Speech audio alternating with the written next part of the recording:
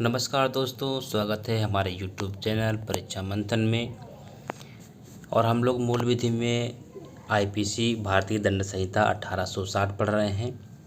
20 तक धाराएं हमारी हो चुकी हैं। आज हम 21वीं धारा से शुरू करेंगे और 21वीं धारा में लोक सेवक का जिक्र किया गया है। उसमें चाहे भारतीय सेना, नौसेना, वायुसेना या हर आयुक्त ऑफिसर आते हैं और जो भी विधि द्वारा आबद्ध हैं और सरकार द्वारा सैलरी लेते हैं वो सभी जो है लोक सेवक में आते हैं।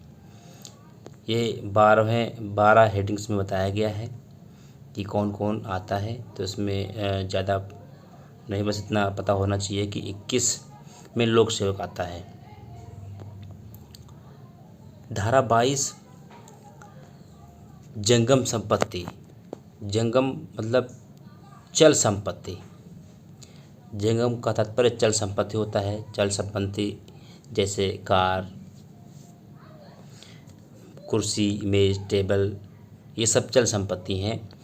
और जैसे कि भूमि और वे चीज़ें जो भूबद्ध हैं, भू से ज़मीन से जकड़ी हुई हैं, वो इसके अंतर्गत नहीं आती हैं जंगम संपत्ति के अंदर। तो धारा 22 हमारी चल संपत्ति, धारा 22 हमारी चल संपत्ति में आती है। और धारा 23 है सदोष अभिलाभ। सदोष का मतलब होता है गलत अभिलाभ, यानी गलत तरीके से किसी को लाभ पहुंचाना। इसकी हम देख लेते हैं। इसके बारे में बताया गया है सदोष अभिलाभ यानी गलत लाभ, विधि विरुद्ध साधनों द्वारा ऐसी संपत्ति का अभिलाभ जिसका वैध रूप से हकदार अभिलाभ प्राप्त करने वाला व्यक्ति ना हो। जो उसका हकदार नहीं है उसके बावजूद भी जो है उसे लाभ पहुंचाया जा रहा है, पहुंच रहा है, वो धारा 23 में आता है। धारा 23 में ही सदोष हानि है। तो सदोष हानि में कहता है सदोष हानि विधि विरुद्ध साधनों द्वारा ऐसी संपत्ति की हानि है जिसका वैध रूप से हकदार हानि उठाने वाला व्यक्ति है। अब यहाँ हम देखेंगे जो धारा 23 में सदोष अभिलाभ है यानी गलत लाभ है, वो जो लाभ मिलेगा वो जो उसको मिलेगा जो उसका हकदार नहीं है। लेकिन सदोष हानि में हानि उसकी होगी जो असल में वैध रूप से हकदार है हानि उठाने वाला। तो उसको धारा 23 में ही सदोष हानि में देखते हैं। धारा 24 कहती है बेईमानी से। बेईमानी से जो कोई इस आशय से कोई कार्य करता है कि एक व्यक्ति को सदोष अभिलाभ कारित करे, और अन्य व्यक्ति को सदोष हानि कारित करे। यानी कि यहाँ पे पक्षपात वाली बात हो गई। कोई आपका प्रिय है, मित्र है, उसको आप लाभ पहुँचा रहे हैं, जिसको आप नहीं लाइक करते हैं उसे हानि पहुँचा रहे हैं, तो इसे डिसऑनेस्टी धारा 24 में कहा जाता है। धारा 24 हो गई डिसऑनेस्टी। धारा 25 है कपटपूर्वक। कोई व्यक्ति किसी बात को कपटपूर्वक करता है या कहा जाता है यदि वह उस बात को कपट करने के आशय से करता है, अन्यथा नहीं। इसमें जो भी वो बात कहेगा उस पर डिपेंड करता है कि जो वो आशय है, जो उसका बात करने का तरीका है, वो कपटपूर्वक है या नहीं है। ये धारा 25 बताती है। धारा 26 कहती है विश्वास करने का कारण। बस धारा 26 को इतना ही याद रखना है कि धारा 26 में विश्वास करने का कारण। धारा 27 है पत्नी, लिपिक या सेवक के कब्जे में संपत्ति। इसमें जो भी व्यक्ति है वो अपनी पत्नी के नाम या लिपिक है या अपने सेवक जो भी उसके कर्मचारी हैं उनके नाम संपत्ति है, उसके बारे में जो है ये इसमें बताया गया है। तो धारा 27 है पत्नी, लिपिक या सेवक के कब्जे में संपत्ति। धारा 28 है कूटकरण से, जैसे जाली नोट बनाना। जो व्यक्ति एक चीज को दूसरी चीज के सदृश इस आशय से खरीद करता है कि वह इस सादृश्य से प्रबंधन करे या संभव हो जानते हुए करता है कि तद द्वारा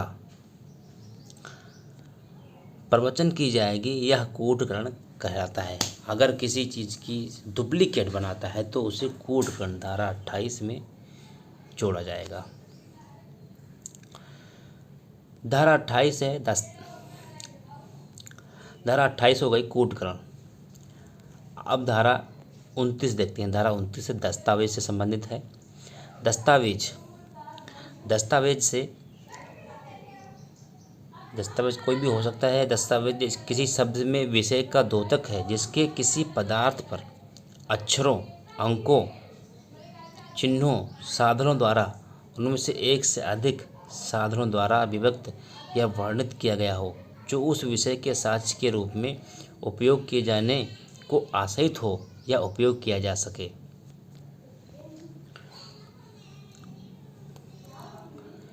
बैंक पर दिया गया दस्तावेज यानी कि मुख्तारनामा दस्तावेज है। तो धारा 29 हो गई दस्तावेज। दस्तावेज के बारे में और देख लेते हैं। जैसे कहता है व्याख्या का इस अर्थ है कि धारक को विनिमय पत्र का भुगतान कर दिया जाए। पृष्ठांकन दस्तावेज है और इसका अर्थ उसी प्रकार से लगाना चाहिए मानो हस्ताक्षर के ऊपर धारक को भुगतान करो शब्द या तत्प्रभाव प्रयोग वाले शब्द लिख के दिए जाते हैं, वो हो जाता है दस्तावेज। धारा 30 है मूल्यवान प्रतिभूति। मूल्यवान प्रतिभूति में डेफिनेशन पढ़ लेते हैं पहले।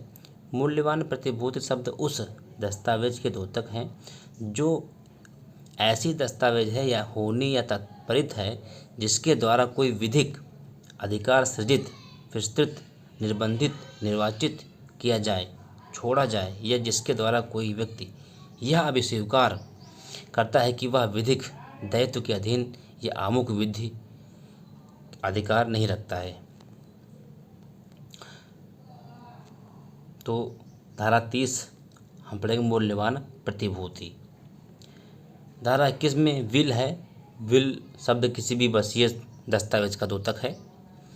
धारा 32 में कार्यों का निर्देश करने वाले शब्दों के अंतर्गत अवैध लोभ हो जाता है। इतना इम्पोर्टेंट नहीं है धारा 32। धारा 33 है कार्य एक्ट, और धारा 33 में ही है लोप, यानी कि धारा 33 कार्य और लोप यानी किसी काम का होना और उसका छुप जाना। धारा 33 में आते हैं। धारा 34 है सामान्य आशय को अग्रसर करने में कई व्यक्तियों द्वारा किए गए कार्य। सामान्य आशय जैसे कि कई लोग मिलके, इसमें दिया गया है कोई आपराधिक कार्य घटित हुआ हो, वह कार्य एक से अधिक व्यक्तियों द्वारा किया गया हो, उस कार्य में लगे सभी व्यक्तियों का समान आशय हो, यानी कि सभी की नियत एक ही हो, वह कार्य उन व्यक्तियों के समान आशय को अग्रसर किए जाने हेतु किया गया हो। अब इसका देख लेते हैं। केस डायरी में ये केस है राज्य बनाम हीरा दुबे, AIR 1951 पटना 135 के बाद में अनेक व्यक्तियों ने मिलकर किसी व्यक्ति पर लाठी से वार किया था। यदि इनमें से एक की लाठी के वार से वह व्यक्ति मर जाता है, मारते सभी लोग हैं, कई लोग मारते हैं मिलके, लेकिन किसी एक की लाठी से वो मर जाता है, तो सभी हमलावर व्यक्ति धारा 302/34 के अंतर्गत हत्या के लिए दोषी होते हैं तथा उनके द्वारा अपने बचाव में यह तर्क व्यर्थ है कि मृत्यु किसी एक व्यक्ति की लाठी के वार के कारण हुई है जो वह स्वयं नहीं था। ऐसे तो हर व्यक्ति कहेगा कि मैंने नहीं मारा, लेकिन आज सबका वही था, भले ही किसी की लाठी एक से मरा, तो यहाँ पर जो है ये तर्क नहीं लगेगा। तो धारा 34 कहती है कि सामान्य आशय, धारा 34 है सामान्य आशय, कई लोगों द्वारा मिलकर अपराध करना, तो ये धारा 34 सामान्य आशय हो गया। धारा 35 है जबकि ऐसा कार्य इस कारण आपराधिक है कि वह आपराधिक ज्ञान या आशय से किया गया हो। ज्ञान आशय जानबूझकर, जैसे कि जब कभी कोई कार्य जो आपराधिक ज्ञान आशय से किए जाने के कारण ही आपराधिक है कई व्यक्तियों द्वारा किया जाता है, ऐसे व्यक्तियों में से हर व्यक्ति जो ऐसे ज्ञान या आशय से उस कार्य में सम्मिलित होता है उस कार्य के उसी प्रकार दायित्व के अधीन है मानो यह कार्य उस ज्ञान या आशय से अकेले उसी द्वारा किया गया है। इसमें ज्ञान आशय यानी कि जानबूझकर अपराध घटित करना। तो धारा 34 हो गई सामान्य आशय और धारा 35 हो गई आपराधिक ज्ञान या आशय से। धारा 36 अंशतः कार्य द्वारा और अंशतः लोप द्वारा कारित परिणाम, यानी कुछ कार्य और कुछ नहीं कार्य। जहाँ कहीं किसी कार्य द्वारा या किसी लोप द्वारा, परिभाषा नहीं पढ़ेंगे, इसका हम जो है दृष्टांत पढ़ेंगे।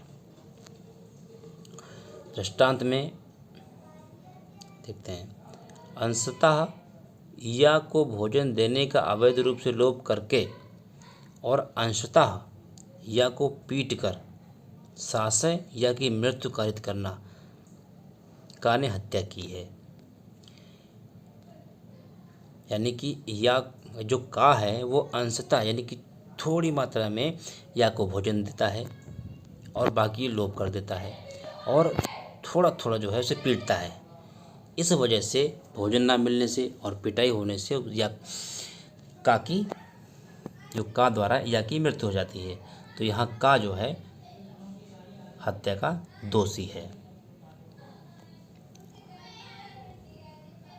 धारा 37 है किसी अपराध को गठित करने वाले कई कार्यों में से एक को करके सहयोग करना। जैसे कि इसको हम दृष्टांत के रूप में ही समझेंगे। का और खा, जो का और खा पृथक पृथक रूप से और विभिन्न समयों पर या को विष की छोटी छोटी मात्राएं देकर उसकी हत्या करने में सहमत हैं। का और खा या की हत्या करने के आशय से सहमति के अनुसार या को विष देते हैं या इस प्रकार दी गई विष की मात्राओं के प्रभाव से मर जाता है। यहाँ का और खा हत्या करने से शासय सहयोग करते हैं और क्योंकि उनमें से हर एक ऐसा कार्य करता है जिससे मृत्यु कारित होती है, वे दोनों इस अपराध के दोषी हैं यद्यपि उनके कार्य पृथक हैं। जैसे कि दो लोग हैं और वो किसी व्यक्ति को जो है थोड़ा थोड़ा जहर दे रहे हैं। अगर किसी की ड्यूटी लगी है और का आ रहा है, थोड़ा सा जहर दे रहा है, उसके बाद खा आ रहा है, दूसरा थोड़ा जहर दे रहा है, वो इसी तरह से जो है अभी का ने दिया, फिर खा ने दिया, फिर का आया, उसके बाद फिर खा आया। मान लो का दे के चला गया, फिर खा ने जो है जहर दिया, फिर का आया और का ने जहर दिया और वो मर गया, तो इसके दोनों दोषी होंगे भले ही काम उन्होंने अलग अलग किया हो। दृष्टांत खा देखेंगे। का और खा संयुक्त जेलर हैं और अपनी उस हैसियत से वो कैदी या का बारी बारी से एक समय 6 घंटे के लिए संरक्षण बाहर रखते हैं।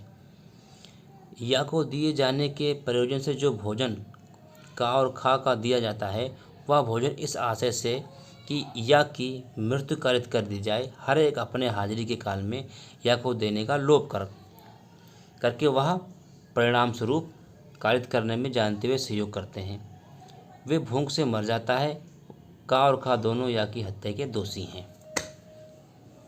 का और खा दो जेलर हैं जो बारी बारी आते हैं और जो उसको खाना मिलता है उसका लोभ कर देते हैं।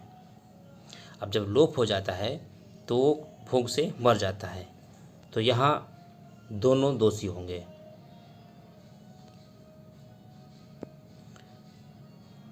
ये भी का भी ऐसे ही है, एक जेलर।